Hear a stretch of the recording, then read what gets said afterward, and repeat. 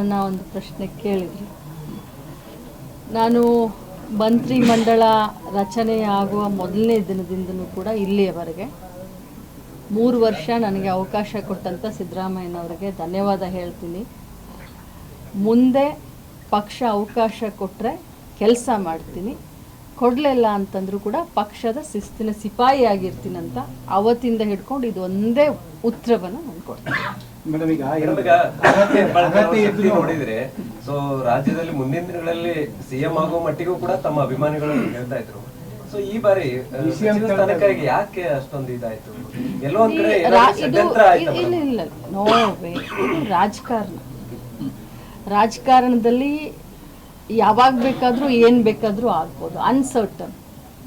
ಮತ್ತು ಹೈಕಮಾಂಡ್ ಬಹಳಷ್ಟು ಅಳದು ತೂಗಿ ಮಾಡ್ತಾ ಇರುವಂಥ ಸಂದರ್ಭದಲ್ಲಿ ನಾವು ಹೈಕಮಾಂಡ್ ವಿರುದ್ಧ ಪ್ರಶ್ನೆ ಮಾಡೋದು ತಪ್ಪಾಗುತ್ತೆ ನನ್ನ ಪ್ರಕಾರ.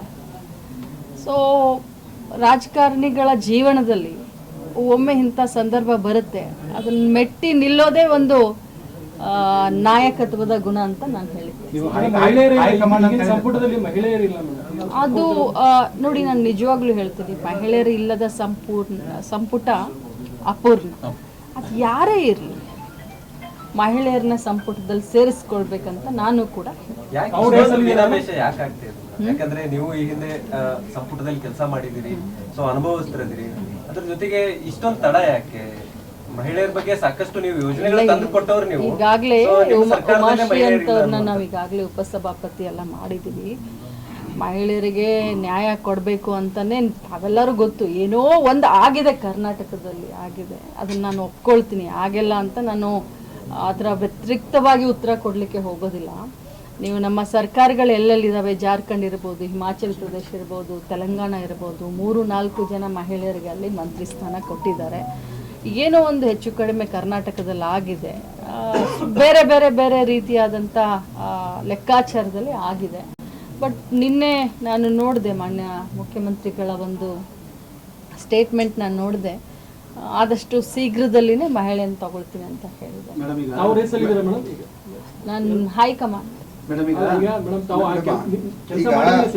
ಈಗ ಕಾಂಗ್ರೆಸ್ ಪಕ್ಷದ ಹೈಕಮಾಂಡ್ ಪ್ರಶ್ನೆ ಮಾಡಕ್ ಬರುದಿಲ್ಲ ಅಂತೀರಿ, ಅವ್ರ ಒಂದು ಮಾನದಂಡ ಬೇಕು. ಈಗ ನೀವು ಸಾಮಾನ್ಯ ಕಾರ್ಯಕರ್ತೆಯಾಗಿ, ಜಿಲ್ಲಾ ಅಧ್ಯಕ್ಷರಾಗಿ, ಮಹಿಳಾ ರಾಜ್ಯ ಅಧ್ಯಕ್ಷರಾಗಿ, ಶಾಸಕರಾಗಿ ಸಂಸದಿಗೆ ಒಂದ್ಸಾರಿ ನಿಂತು ಸೋತು ಇಷ್ಟೆಲ್ಲ ಸಂಘರ್ಷ ಮಾಡಿದ ಮೇಲೆ ಮತ್ತೆ ಯಾವ ಮಾನದಂಡ ಬೇಕು? ಮಾನದಂಡ ಅಂತ ಹೇಳ್ತಾ ಇಲ್ಲ ನಾನು. ಪ್ರಾದೇಶಿಕವಾಗಿ ನೋಡ್ತಾರೆ, ಜಾತಿವಾರು ನೋಡ್ತಾರೆ, ನೀವು ಹೇಳಿದಾಗೆ ಅನುಭವ ನೋಡ್ತಾರೆ, ಪಕ್ಷ ಸೇವೆಯನ್ನು ಕೂಡ ನೋಡ್ತಾರೆ. ಬಟ್ ಯಾವ ಮಾನದಂಡ ಅಂತ ಇಂಥದೇ ಮಾನದಂಡದಿಂದ ನನಗೆ ಸಿಕ್ಕಿಲ್ಲ ಅಂತ ಹೇಳಲಿಕ್ಕೆ ಬರೋದಿಲ್ಲ. 3 ವರ್ಷ ನನಗೆ ಕೊಟ್ಟಂಥ ಅವಕಾಶದಲ್ಲಿ ಬಹಳ ಒಳ್ಳೊಳ್ಳೆ ಕೆಲಸ ನನ್ನ ಡಿಪಾರ್ಟ್ಮೆಂಟ್ನಲ್ಲಿ ಮಾಡಿದ್ದೀನಿ. ಸೊ ಹೈಕಮಾಂಡ್ ಅವರು ಬೇರೆಯವರಿಗೆ ಅವಕಾಶ ಕೊಡ್ತೀನಿ ಅಂತಂದ್ರೂ ಕೂಡ ಅದನ್ನು ನಾವು ಸ್ವಾಗತ ಮಾಡ್ತೀವಿ. ನನಗೆ 3 ವರ್ಷ ಅವಕಾಶ ಕೊಟ್ಟಿದ್ದಕ್ಕೆ ಧನ್ಯವಾದ ಅಂತ ಹೇಳಿದೆ. ನಾನು ಯಾರನ್ನು ಕೇಳಿದೆ.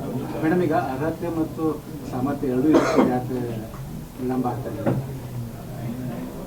ಹಾಗಲ್ಲ, ಇಲ್ಲಿ ವಿಳಂಬದ ಪ್ರಶ್ನೆ ಬರೋದಿಲ್ಲ. ಇರೋ 34 ಸೀಟ್ನಲ್ಲಿ, ಮೊದಲ ಪಟ್ಟಿಯಲ್ಲಿ ಇರೋ 34 ಸೀಟ್ನಲ್ಲಿ ನಾನೇ ಬಹಳಷ್ಟು ಅನುಭವ ನನಗೆ ಇದೆ, ನಾನೇ ಇದ್ದೀನಿ ಅಂತ ಹೇಳಲಿಕ್ಕೆ ಬರೋದಿಲ್ಲ. ಸೊ ಪ್ರತಿಯೊಬ್ಬರನ್ನೂ ಕೂಡ ಸಮಾಧಾನ ಮಾಡಬೇಕಾಗುತ್ತೆ. CM ಅವರೇ ಇದ್ದಾರೆ ಬಿಡಿ, ಎದಕ್ಕೆ ಬೇಕು?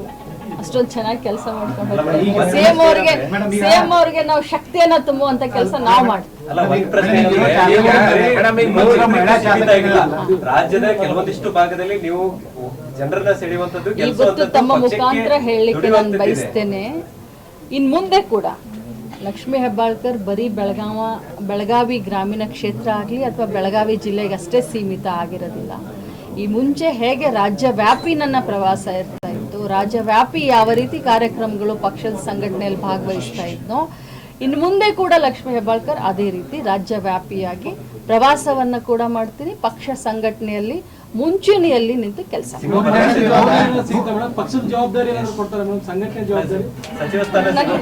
ನೀವೇನು ಕೇಳಿದ್ರು ಕೂಡ ನಾನು ಪಕ್ಷದ ಶಿಸ್ತಿನ ಸಿಪಾಯಿ.